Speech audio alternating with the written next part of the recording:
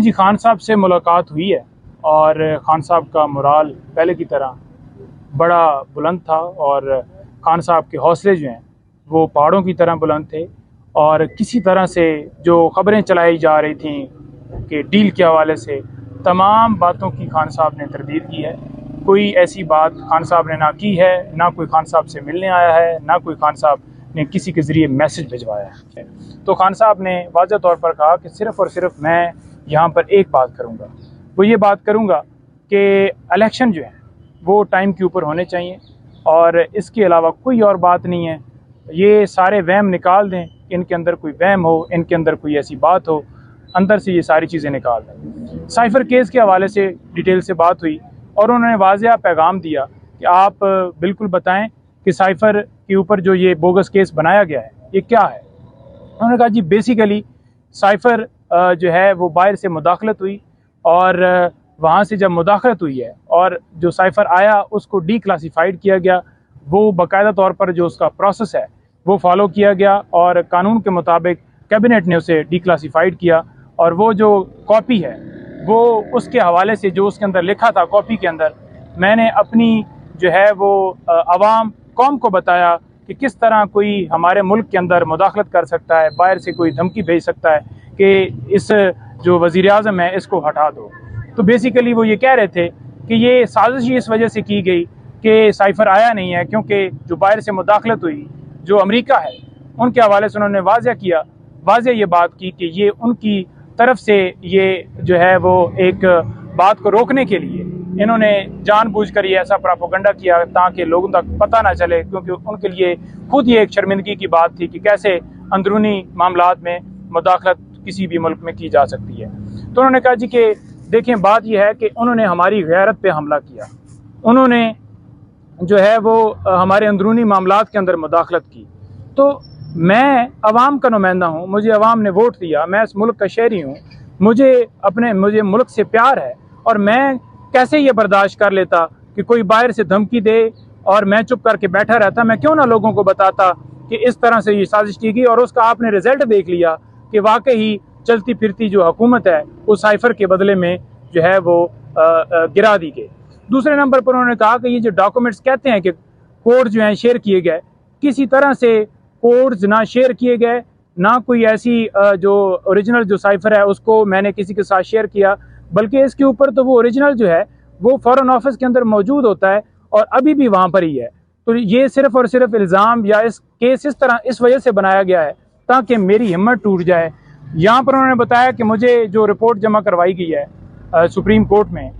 तो उन्होंने कहा कि ये देखें ये जो सारी बातें की जा रही हैं ना कि ऐसी सहूलतें मिल गई हैं, यूँ हो गया है, ये हो गया है और वो बड़ा जो है अंदर जो है आराम कर रहे हैं। उन्होंने कहा जी बिल्कुल वही सेल है, उसी तरह से रखा हुआ है, वही पोजीशन है जो पहले दिन आके मैंने इधर बताई थी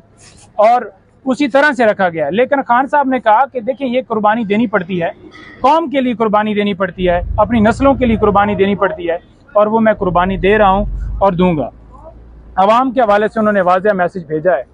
कि देखें जिस तरह मुझे यहाँ पर रखा गया है और मैं अपने मौक़िफ़ से कभी भी नहीं हटूँगा, क्योंकि ये हकीकी आज़ादी की जंग है और इस हकीकी आज़ादी की जंग जो है इसको आपने भी इसी तरह से कंटिन्यू रखना है। और जो कौम झुक जाती है, डर जाती है या अपने मौक़िफ़ से पीछे हट जाती है तो वो कभी भी आज़ाद नहीं होती और ये आप लोगों की आज़ादी की जंग है। आज उन्होंने कहा कि देख लो कि गरीब आवाम के साथ क्या किया जा रहा है। आज उन्होंने कहा कि आप ये देख लो कि मुल्क के अंदर महंगाई कहाँ पर पहुँच गई है, चीज़ों की कीमतें कहाँ पर पहुँच गई हैं, पेट्रोल डीजल कहाँ पर पहुँच गया है। आज जो बिजली के बिल हैं, एक बंदे की तनख्वाह जो है 20-30 हज़ार है तो कैसे वो 70-70 हज़ार बिल जो है वो अदा कर सकता है। एक मुल्क के अंदर जो मुआशी बहरान आ चुका है, उन्होंने कहा जी वाहिद इसका जो रास्ता है वो सिर्फ़ और सिर्फ इलेक्शन है और इलेक्शन जो है वो टाइम के ऊपर होने चाहिए और उनके खिलाफ कार्रवाई होनी चाहिए जिन्होंने केपी में पंजाब में इलेक्शन के अंदर डिले करवाया और जानबूझकर इलेक्शन नहीं करवाए। उनके खिलाफ जब तक आर्टिकल 6 नहीं लगेगा उनके ऊपर तौहीन अदालत की कार्रवाई नहीं होगी, क्योंकि सुप्रीम कोर्ट ने जब वाज़ेह कह दिया और उन्होंने इलेक्शन नहीं करवाए तब तक ये जो है आगे नहीं जा सकता। दूसरा उन्होंने जो ये बात की है कि देखिए मेरी ना जायदाद बार है ना मेरी कोई प्रॉपर्टी बार है, मैं इस मुल्क का हूँ और मैं इस मुल्क के अंदर रहूँगा। ये वहम दिल से निकाल लें कि मैं मुल्क छोड़कर बाहर चला जाऊंगा। और मैं हर तरह की, जिस तरह की ये तकलीफ़ दें, जिस तरह का ये हाल रखें, उन्होंने कहा कि मेरे जो हवाले से कोई बात करने की कि मुझे ये फैसिलिटी है या नहीं, उसको छोड़ दें। मैं जो अपना मेरा मकसद है वो मैं हल करने के लिए जो भी रास्ते में आएगी वो डेफिनेटली मैं फेस करूंगा और हर रुकावट को मैं बर्दाश्त करूंगा। यहाँ पे थोड़ा सा मैं ऐड कर दूं कि खान साहब का अंदर वही स्टैंड है। हवाले से 15 तारीख का कहा गया है बात करवाने के हवाले से, उस सुप्रीम जेल ने इनकार कर दिया है। उस हवाले से ऑफिशियल सीक्रेट एक्ट को मरकज बनाया गया, इसकी वजह। देखें, बात यह है कि बच्चों के हवाले से मुलाकात के ऊपर पाबंदी नहीं होनी चाहिए। आज हमने दरख्वास्त वहाँ पर दी है, जो साइफर कोर्ट की स्पेशल जो अदालत बनी है साइफर के मुकदमे के लिए, उसमें दी है हमने दरख्वास्त। और तौहीन अदालत की कार्रवाई जो है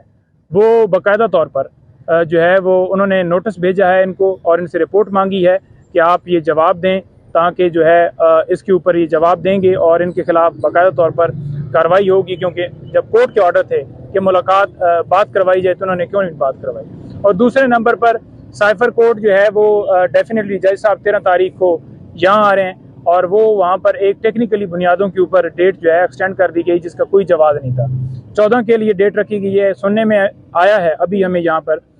14 के लिए।